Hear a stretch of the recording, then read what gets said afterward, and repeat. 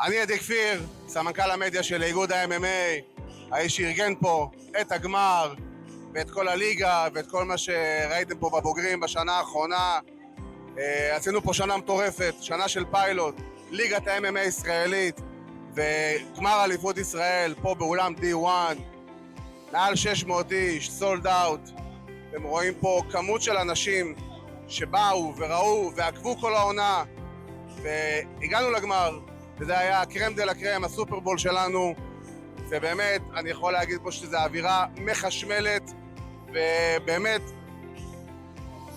פה זה המקום, פה זה המקום.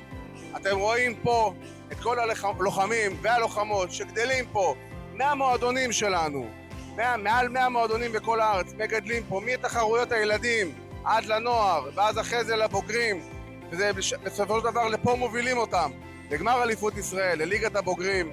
אתם רואים שפה זה הלוחמים הבאים שיוצאים מפה, יש פה אלופי אירופה, יש פה מדליסטים מכל גיל, באמת קרבות מטורפים. מי שלא היה פה, באמת אני אומר את זה בלב שלם, פספס.